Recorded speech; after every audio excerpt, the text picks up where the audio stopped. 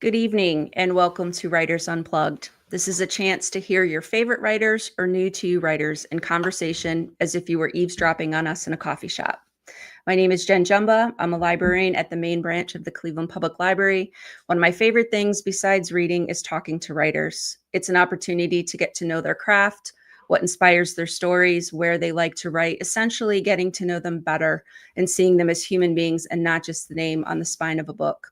And this evening, we are so lucky to have Bianca Marais joining us to talk about her book, If You Want to Make God Laugh. Before we get started, I want to mention a few housekeeping notes. To find out who else is visiting Writers Unplugged, visit cpl.org/upcoming. And Maxbacks Books on Coventry is our wonderful independent bookstore. They have copies of Bianca's books just waiting for you. And if you have questions, please put them in the chat. I'll be sure to ask Bianca. So a brief introduction. Bianca Marais is the author of the best-selling The Witches of Moonshine Manor, as well as the beloved Hum If You Don't Know the Words and If You Want to Make God Laugh, and the Audible original The Pine Viper. Her latest novel, A Most Puzzling Murder, will be released next spring. She taught at the University of Toronto School of Continuing Studies, where she was awarded an Excellence in Teaching Award for creative writing. She is the co-host of the popular podcast, The Shit No One Tells You About Writing, which is aimed at helping emerging writers become published.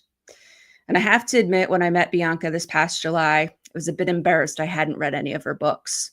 I enjoyed getting to know Bianca a bit and couldn't wait to read once I got home. I think I ordered her first book before I even left Toronto. I read Hum If You Don't Know the Words immediately, and then asked if she wanted to be a guest here on Writers Unplugged. She graciously said yes, and then asked if we could talk about If You Want to Make God Laugh. It's no surprise that I read a lot of books, and often my heart is touched. However, this book is different. I texted Bianca and said, I just finished reading If You Want to Make God Laugh to prepare for our conversation. I'm sitting here on my sofa, and tears are just streaming down my face. They won't stop. What a gift as a writer to create these characters and these storylines that have crawled up into my heart and refuse to leave. And they are welcome there forever. Please join me in a warm welcome to Bianca Marais. Jen, what a wonderful welcome. Thank you so much for that. Oh, you're quite welcome. So this evening we're here to talk about If You Want to Make God Laugh. So can you give people who are watching and listening just a brief introduction to the story?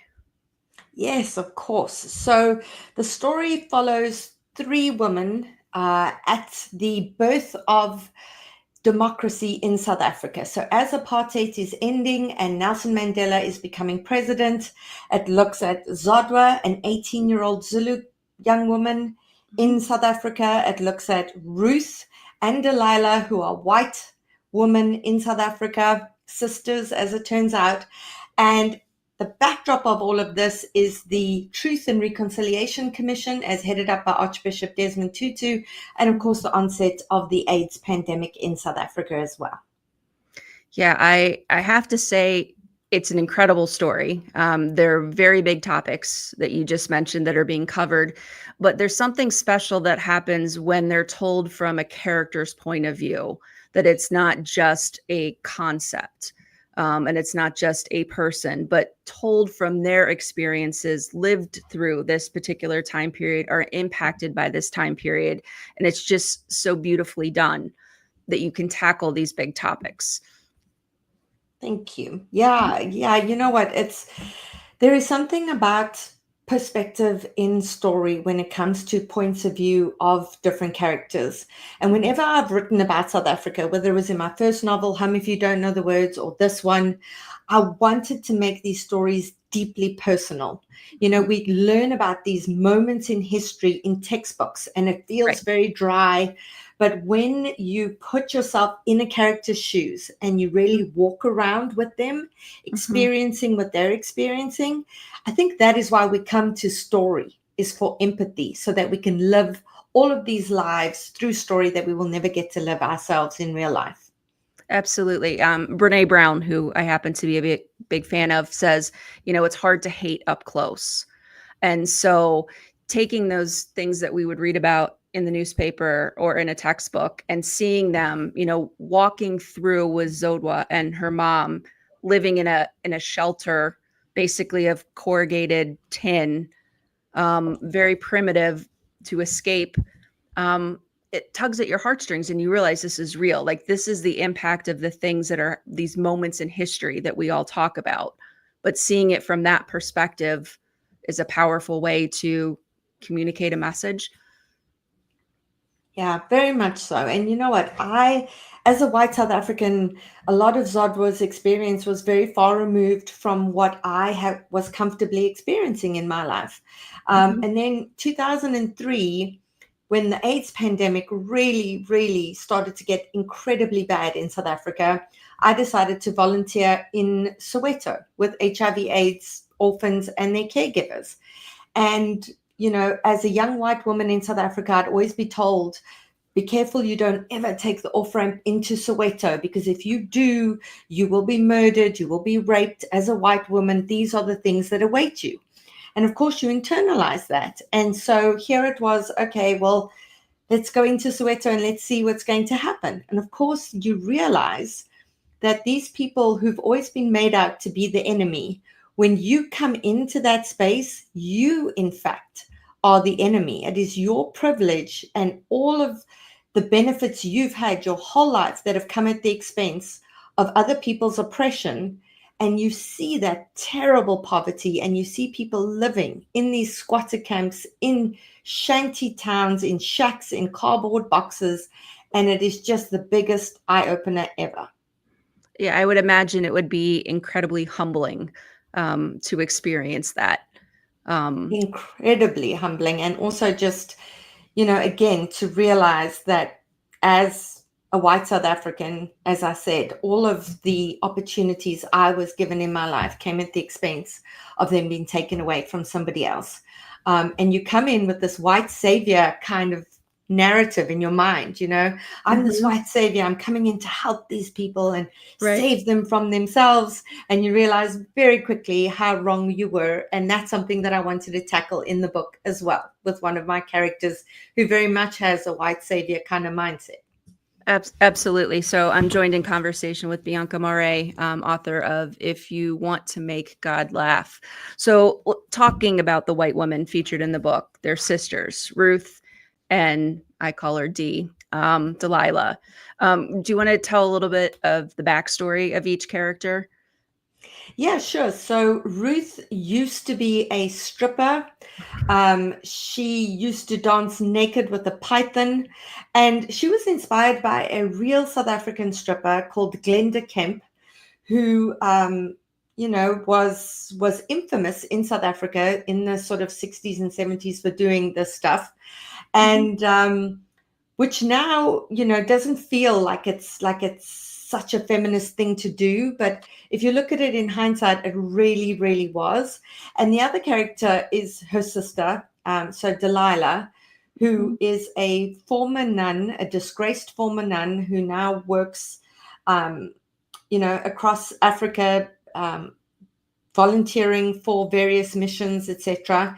And Delilah has got a secret, which you don't know at the beginning of the story. You just know that she's very damaged, that Mhm. she keeps a lot of secrets from herself and others.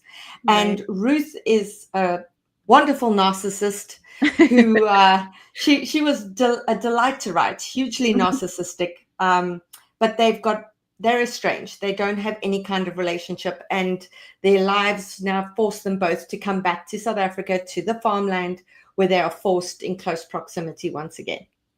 Yeah, and I think it's funny looking at the two characters that Ruth's character very much believes in signs and omens, and I want to say superstitions. That's not quite the right word, but similar. And then you have Delilah, who was a former nun, now disgraced, but lives a life very much based on rules and commandments and doing good.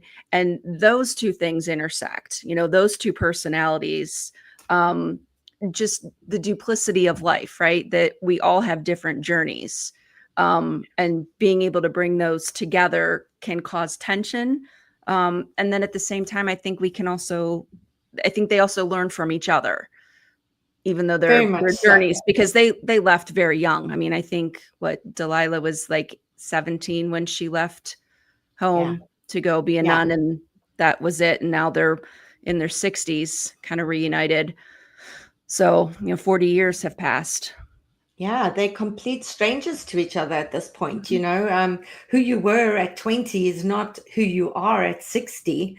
Even if you stay friends or even if you stay close to your siblings over that period of time, life Mhm. changes you in so many ways. And it depends on how you respond to life in so many ways. And so when they are in contact with each other again, they are completely estranged and they do not understand each other. Mm-mm. You know, they look at each other and they're like, how am I related to you? Which I think is something that a lot of people can relate to, because I think that happens with a lot of families. Absolutely. And they bicker early on in the beginning, like one says up, the other one will say down, one says black, the other one says white. I mean, it's just the complete opposites. And then they find, someone, some little someone to kind of find a way to work together. Can you talk about the introduction of Mandla? Yeah. So Mandla is found on their doorstep one night, and Ruth, her whole life, has desperately wanted children, and her marriages have ended. Her marriage has ended because of a lifetime of unhappiness, and substance abuse because of that. And so this child feels like a sign. It feels like a gift from the gods. And Mhm. of course, for Delilah, who I don't want to give spoilers, Jen. Mm-mm. So No, I don't want to no give I don't spoilers. want to give too many spoilers. But Delilah also has things in her past that for her this child feels like its own kind of sign, even though she doesn't read the signs the same Mhm. way that her sister does. But it becomes this push and pull as to why is this child there? Who left this child there? Do they have a right to keep this child? Should they keep this child? And of Mhm. course, Ruth desperately wants to keep the child, and Delilah wants for them to report that the child was abandoned there or Right. left there. And so there's a lot of conflict around the child's arrival. Absolutely, because a lot of Delilah's work was mission work with in orphanages. So she understands the challenge of, hoping at some point children and parents might reunite. So very different views on this little one that joins their life. So I'm joined in conversation with the remarkable, the incredibly talented Bianca Marais. If you want to make God laugh, so big topics covered in this book: the AIDS epidemic, and just some of the language that was used and written in the book to really illustrate what was perceived versus what is known, which I thought was remarkable because they were learning about it kind of like we did during the pandemic, like in real time. You didn't know what was going to happen. Now we can look back and see. But I just think when something new is brought and how that impacts, and people are misinformed, Yeah. about how it spreads. Yeah, Um, and also I think people have a certain responsibility to inform themselves, and certainly a lot of the information was available.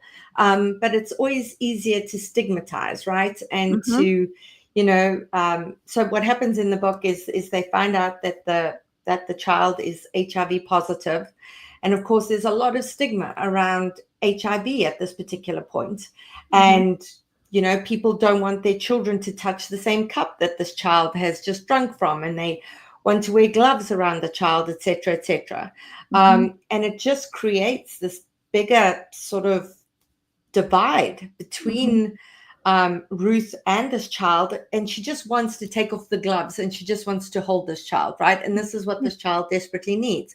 But something I learned during the AIDS pandemic and all the time that I would bring, some of these children home for the weekend, etc., mhm, was that we had people who around us who were very educated, very well educated people who had mhm, access to the literature, but who still behaved in these ways and who would still be, I don't want that child touching the same juice as my child. And you would be like, you do understand that HIV cannot be spread through mhm, sharing sippy cups or juice bottles, etc., etc. mhm, And yet, people will cling to these awful beliefs, even when science and, when they have the information. And Mhm. that was something that was really, really shocking to me.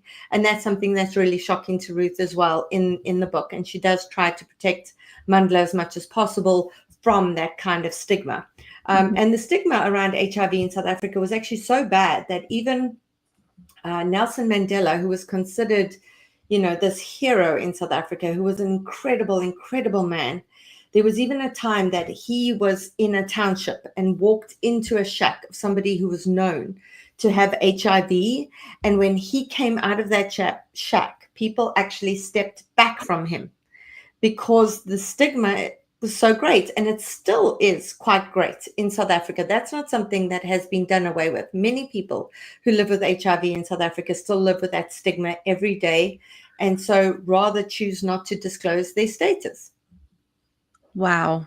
I mean, I guess there's a line in the book that says maybe we're all born with that piece of us missing, and it's our life's journey about finding that one thing that makes us whole. And I think that's part of what makes these characters so relatable. Completely different life experience than I've had, and probably a lot of the readers have had, but at the same time can relate to that sense and that ache of wanting something different or trying to figure out what that is. um Yeah, I think that's such a big thing of human beings, is this feeling of incompleteness, right? We feel like we're not complete and we need other people, we need other things certainly to complete us. And the things that I love about these characters is that they're all a bit damaged in their own way. They've been hurt very badly. mhm. They have not escaped unscathed, and it's the ways that they try and fix themselves and fix each other that I absolutely love about Mhm. them. I'm not interested in perfection as a Mm-mm. writer, and as a human being, I'm not interested in perfection. But what I love is characters who are able to overcome adversity and the ways in which they try and create meaning from what they have been through and the suffering that they have experienced. Absolutely. Joined in conversation with Bianca Marais, author of "If You Want to Make God Laugh," and to the point of them being damaged. I think readers read for a lot of reasons. Setting is great because it allows me to see South Africa from afar, but I'm primarily somebody who reads for character, loves character, and these are complex characters. And I think what you alluded to is that they're self-aware enough to know that things can be different, and that they play a role in it, and they're badass women in the sense that they challenge things and not just accept or play the role of a victim, because some of them have had severe tragedy. I think of Zodwa, and I think of the opening scene that we talk about science and information and literature being available, and she is on a journey to go to a healer, to basically kind of tell her what her life might be like. Um, and so that's Yeah. just a profound experience as well, to kind of have faith in this woman who digests some concoction so that she has visions that she can communicate from the ancestors to Zodwa about what will happen. Um, Yeah. Yeah, they all have different cultures, they all mhm, have different ways of assigning meaning. So, for example, Delilah used to be a woman of faith. mhm, That's where she got meaning in her life from. right. Zodwa very much gets it through her culture, through her ancestors, through that kind of structure of her life. Mhm, Ruth gets it, inwardly, because she is such a narcissist. She mhm. believes everything she thinks, and kind of believes that the Right. whole world revolves around her, and that's how she gains meaning. And there's Right. a certain degree of self-awareness there. With I would say with Zodwa and Delilah especially, they're much more Right. self-aware. But the great thing about a character like Ruth is that she doesn't have that much self-awareness, but we as the reader can be more aware of her through the things that she doesn't say, and through the gaps in her own self-perception, we're able to laugh at her in some instances and be like, oh, What were you Ruth, you thinking? just kind of want to grab her and shake her. Yeah. And the great thing is that the characters, because they all interact with each other, they all see each other in very different ways. And I Yes. think this is true in life as well, with us and our family and our friends, is that Yes. we perceive each other very differently from perhaps the way we see ourselves. I know that there's many times that I've wanted to say to a friend, if only you could see yourself in the way I see you. Mhm. I wish you could see yourself the way I see you. And this is the wonderful thing about these women. So although they see each other's imperfections, they also grant each other grace. And I think that's a gift that we should give each other more often. Well, without a doubt. It's just ironic that you mentioned that word. There was a columnist for a local paper who would ask readers to pick a word for the year, right? What word are you going? And that way, kind of it reinforces the lesson that you want to learn or be more mindful of or aware of. You make a decision, you use that word to decide which way you're going to go. And mine happens to be grace. So worn on a I love bracelet, that, so Jen. that I try to remember, right? And I give other people grace, but sometimes not quite myself. Um, Yeah. I but think I I think some people grant themselves an awful lot of grace, but they don't give other people much Yes. grace. And then there's other people who are the opposite. They grant other people a lot of grace and very little to themselves. And I think if we can find that balance, and I Mhm. think that's where women sisterhood is such an incredible, incredible gift. Because, in terms of women coming together and in terms of that kind of sisterhood, when we see each other, the very best in each other, and we're able to give each other that gift of how we see each other, I think that's an incredible, incredible gift. Without a doubt. And your book has this. One of the things that I look for in books, and it is rare to find, is these intersecting storylines. How we started talking about Zodwa. She's in an encampment, a shanty, right? Very poor, dirt floor. And then these sisters who end up back at the farmstead, and then eventually Zodwa ends up there. And I just, there's something magical. Like, we realize that our world is a lot smaller than we think. We're a lot more connected with other people than we think. Um, and the dynamic between the three of them is just a wonderful. It's just a wonderful story to read. Um, I'm fascinated by the way our lives intersect. So if you just Mhm. think of you and I now, we're in conversation in this moment in time. Yes. But if you think of the different decisions you and I had to make in our lives to get to the point where we met Yes. at a author's event so that we could get to this point. And we will just focus on that one moment of our meeting, but we don't think about the myriad things that could have happened that could have prevented us from meeting, including terrible traffic that day. You Oh, you yeah, might and not have. Sam saying, "Oh, you'll recognize, just meet at this particular entrance and you'll know each Yeah, other." yeah. Oh We my got told to come to this particular entrance in a train station and we would know each other. And it's Right. insanely busy, and it's just, and Jen almost didn't get there because of traffic. But it's just, for me, for story, I love that intersecting storylines. Like, But how do we come to be in each other's lives? Because it's always pretty miraculous to me that yeah, we get to be in each other's lives and that character stories intersect. And I never plan that when I begin writing. They say really. writers fall into two categories. There's plotters Uh-huh. who plot everything out, and then there's pantsers who fly by the seat of their pants. And when I begin writing, I just I let the character whisper gently to me about what their trauma is, what's going on in their lives, what's making them ache, what they yearn for, and they propel the story forward. And I follow behind breathlessly, just typing, typing, typing, trying to keep up. Wow. And then when they all meet, I am just, they've come together. They brought me here Yeah, because otherwise it feels too much like puppetry. I don't want my characters to be puppets who I right. manipulate through a story.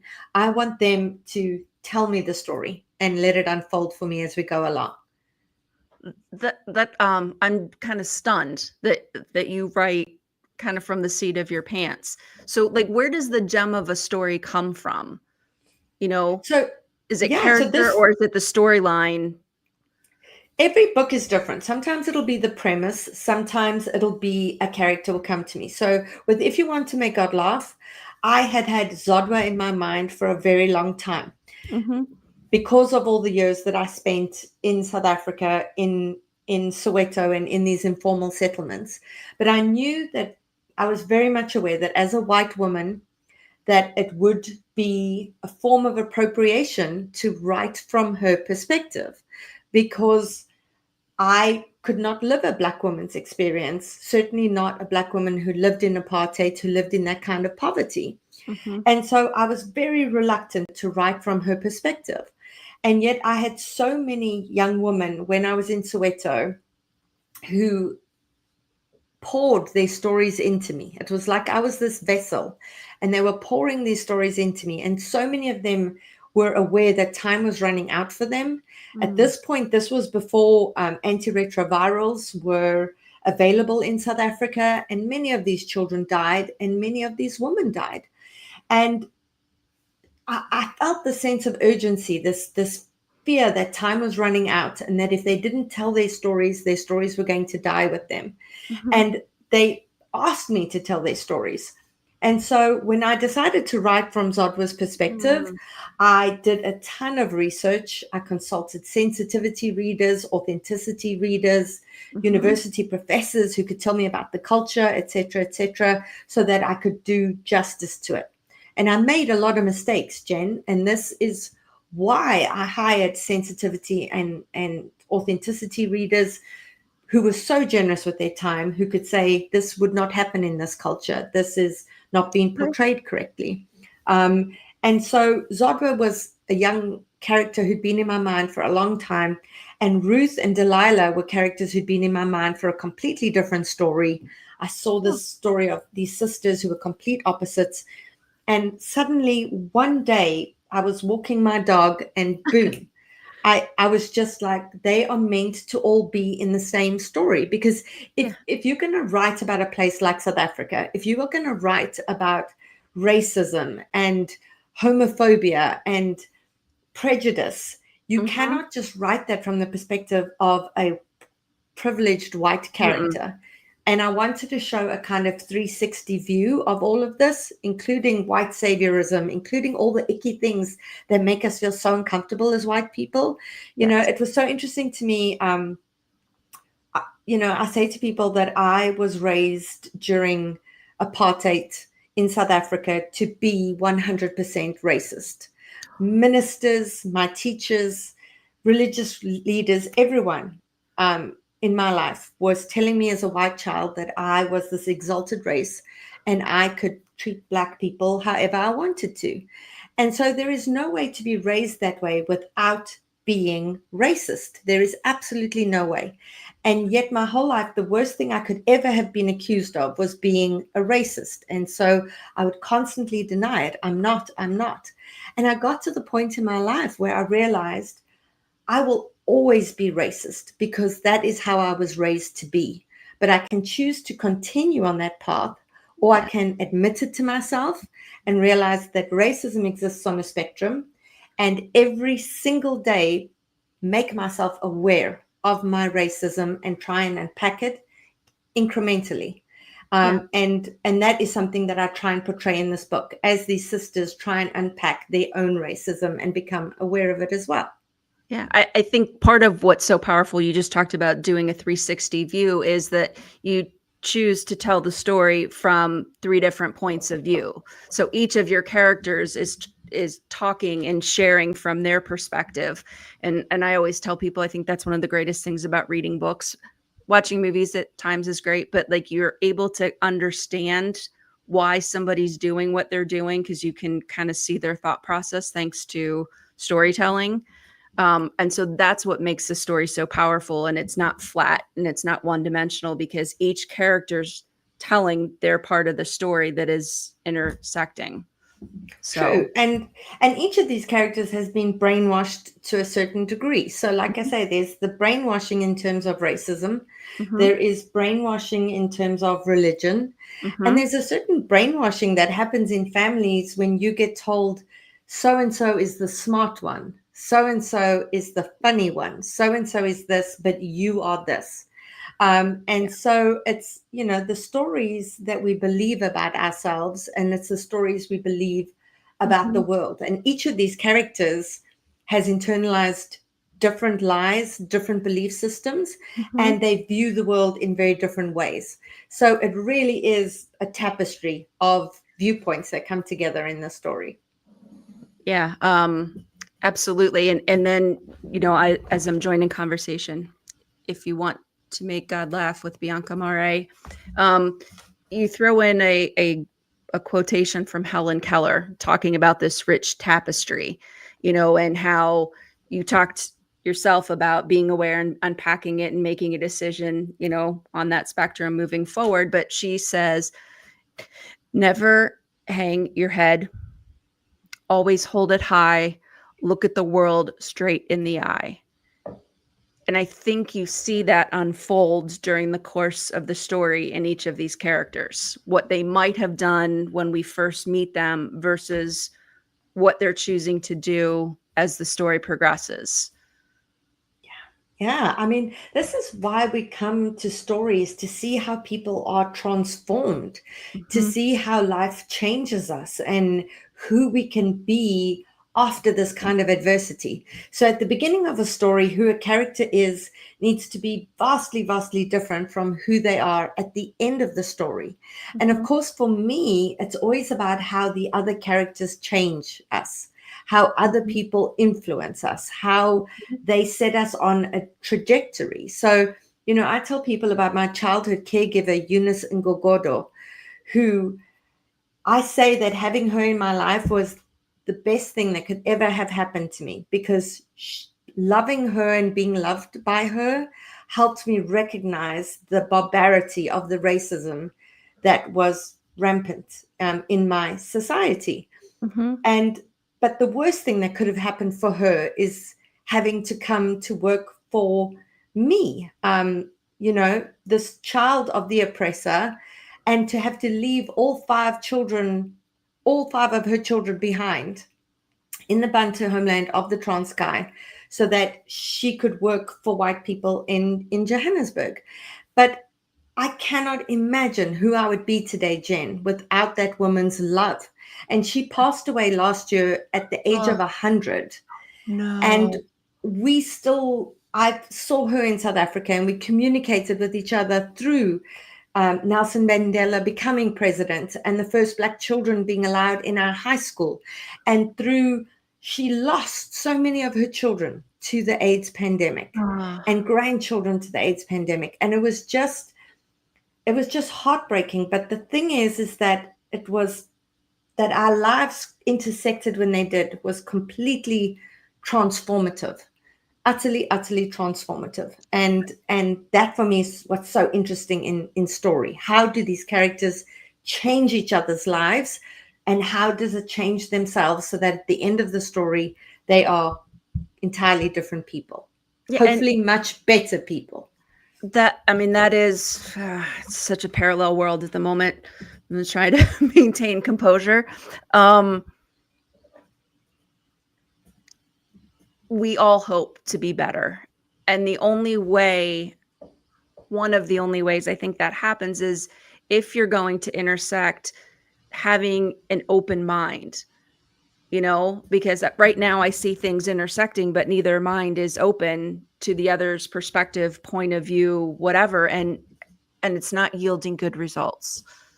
We'll just say that. No, no. Um, And it's empathy. It's this willingness to step out of your position and to say, I am privileged and I have certain experiences, but mhm, other people have not had those advantages. Other people have not had those privileges, and being able to not feel like you want to hoard all these things for yourself, right? To be right. able to say, I have been lucky enough to have this. I want you to have this as well. And it's these are not limited resources. Love and freedom and, empathy, Compassion. these, Yeah. they are not limited resources. So why Mm-mm. do we treat them like they are? That we have to squirrel them away for ourselves and we have to guard them fiercely. And, for me to have learned entirely about love from the very person who my race was completely oppressing and persecuting is mind blowing to me, because that was not her job. It was not her job to love me unconditionally. It was not her job to teach me to be a better human being in the world. That Mhm. was not her job at all. And my heart aches that is, what she had to do. But my God, I'm so grateful to her. So grateful to her. Yeah. So I'm joined in conversation with Bianca Marais.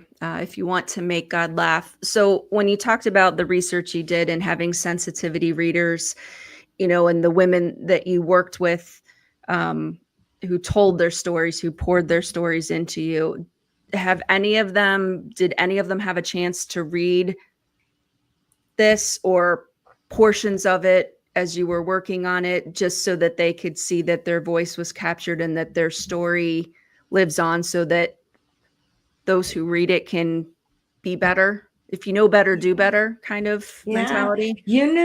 Eunice got to read it. She got to read. How many Yeah. of you don't know the words? I actually have pictures of her reading it. And she used to read my little stories when I was 7 years old. She was my first reader. And I dedicated my first novel to Eunice. Yeah. So she got to read it. There were many of the women who did get to read it. Um, oh God, it breaks my heart to actually think how many of them have since passed away. As I'm talking to you, I'm thinking of them, and I'm thinking that, how many of them have actually passed away since, and it's just utterly heartbreaking. um yeah, but their fingerprints are all over my work. That is Yeah. the thing. It's their fingerprints are there because they changed me so much, and my experience in Soweto with them changed me so much, on such a visceral cellular level. Mhm. And I think that's another thing that's incredible, is that we don't realize how we leave our fingerprints all over other people Mhm. after we've made such a big impact in their lives. um, yeah, and not just in these books, Jen. Yeah. Their influence is in everything I write, because what I write is about strong women, women Mhm. who've overcome adversity. It's about sisterhood. Yeah. And so I think their stories are always going to inspire me, whether I write about witches, as I have done, whether it's fantasy books about witches. Yep, that's Again, next on my list. you will find that golden thread of sisterhood and strong women overcoming adversity in every single book I will ever write. Yeah, I think that's one of the beautiful things captured in the book. Um, is it's sometimes the sisterhood of the people that we just don't expect. Um, and knowing that you said at the beginning, and not giving anything away, that there's been some trauma in each of these three women and how they help heal each other, because I don't think we're designed to go through life alone. I think life is meant to be a shared experience, and fortunate are those who can share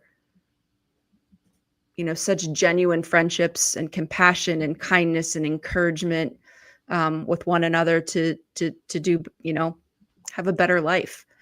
And some of it is even tough love. There are scenes in this book where Zodwa delivers some very tough love to Hmm. some of these, to Ruth, Yep, in the I know form of, exactly the scene. Hmm. there's a scene that it was so difficult to write.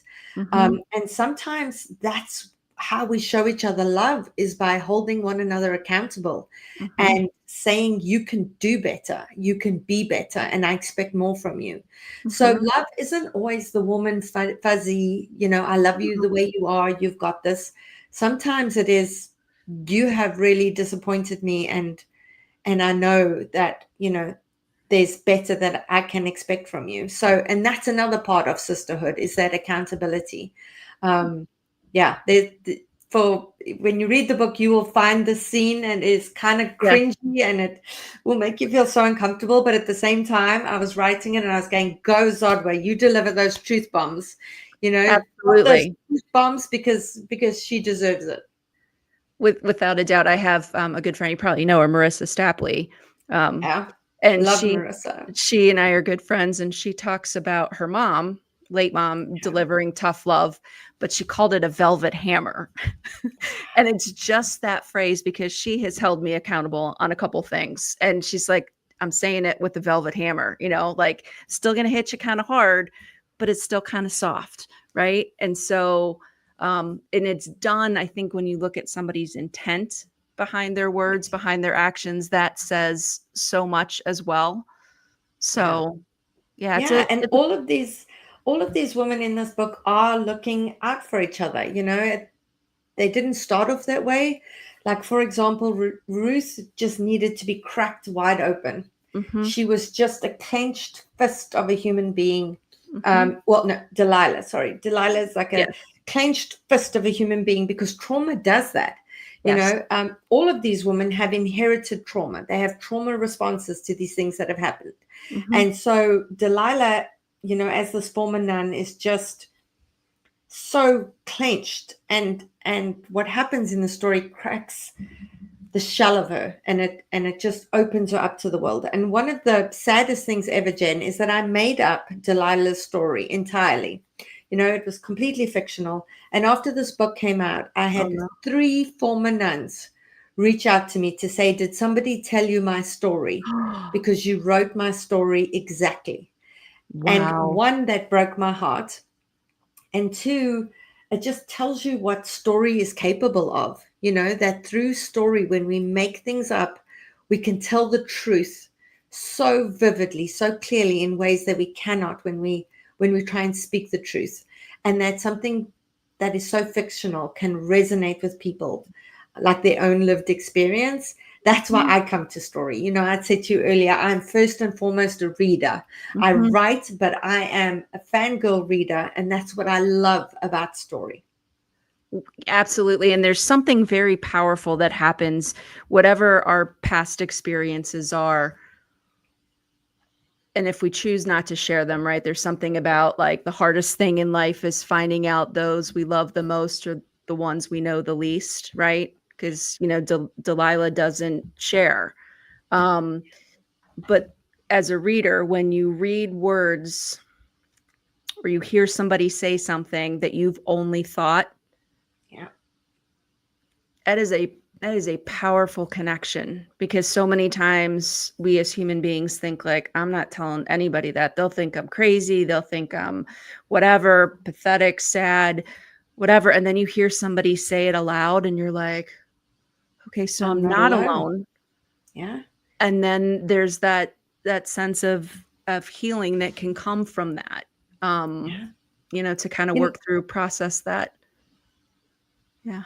yeah. There was an incredible quote, and I always forget who to attribute it to, but it was like, books are like mirrors. When we hold them up, we can only see what's already within ourselves reflected back at us. And it's so Ooh. true, because you can have 5 different people reading the same book, Mhm. and all 5 people will see totally different things in the book. They'll have completely different takeaways. They will connect with entirely different characters because the book is mirroring something back to them. And that's why I love, as an author, speaking to book clubs, because I get taught more about my own work through book clubs. But book clubs will sit and actually fight with each other as one person goes, "So and so is the hero of the story." And the next one will be, "No, they're terrible. I didn't like them for the following reasons." Yeah. But it is, it's we get so much mirrored back to us by books. Absolutely, and at the same time, I would think so much more experience. I mean, I don't know what it's like to have grown up in South Africa in the time period you did. I feel like I have a glimpse of it in this book, to know that it was pretty barbaric and violent and, um, awful. Um, and at the same time, you see glimpses of people like yourself who choose differently, Yeah. to show compassion and to show kindness, no judgment. I, Yeah. you know what? As much as I write about people's differences, what fascinates me the most is how alike we are. Mhm. That mothers across the world just want the best for their children, Right. that they want to protect their children, that they just want love, that we as human beings want acceptance, we want love, we want to be recognized there, and it Yep. doesn't matter. I mean, South Africa has got 11 official languages.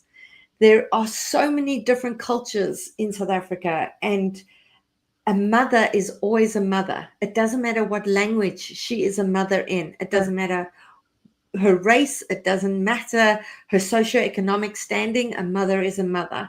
And this is the common language we speak. And these are the things that I try and pull out of the story, is to Mhm. say, how are these characters the same? Because that is so much more important than how they are different.